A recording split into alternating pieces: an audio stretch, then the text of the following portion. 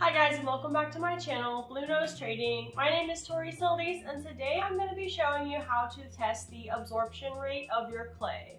The absorption rate is also the porosity, and this is how much water that your clay is able to soak up. This is kind of important for a few reasons. If your clay is too porous and it's soaking up water, it can leak in all the places where it's not glazed, like water can seep down through the foot ring or up through the foot ring in certain situations. If the glaze that you're using is crazed at all, so it's cracked, it won't be creating a seal between the glaze, the outside, and the clay, so water can seep through a cracked glaze into a clay body sometimes. So there's a lot of different opinions on how low or high the absorption rate should be for a clay to be considered good to use for functional wear, like dinnerware maybe. It really doesn't matter if you're doing sculpture so much. We'll make another video on parts that could matter for sculpture, but for right now, let's stay focused.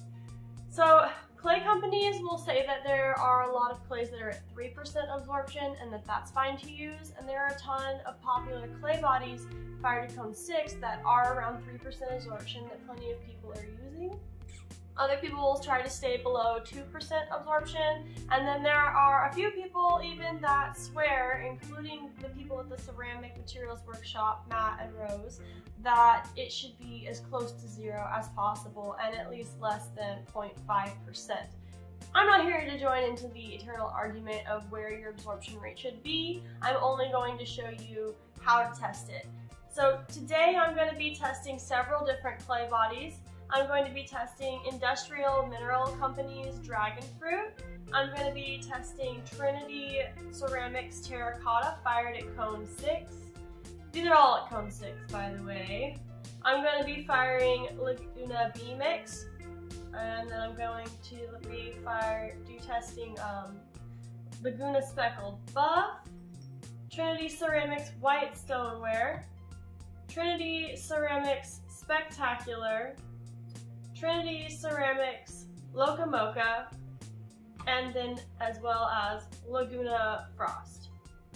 These are all clays that have been fired all the way to temperature. They are unglazed and they've been fired to cone 6. The first step here is to record the dry weight for each of the tiles. I put little codes on the back of my tiles to help keep things a little bit more organized for me.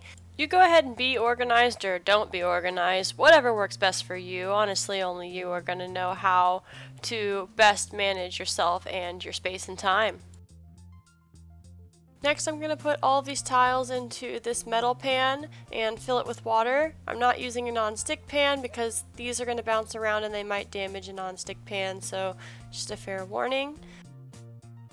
I'm going to go and put this pot on the stove. Turn it on to high. I also put a ton of water in here because this water needs to boil for the next 2 hours. After 2 hours, we'll be ready to cool them off with a little bit of cool, lukewarm water so that they're touchable. Then I'm going to take them and dry them off, put them on the table, and we are going to need to re-weigh these again. This time we're taking the weight of them after they've been boiled for 2 hours to see how much of the water they absorbed.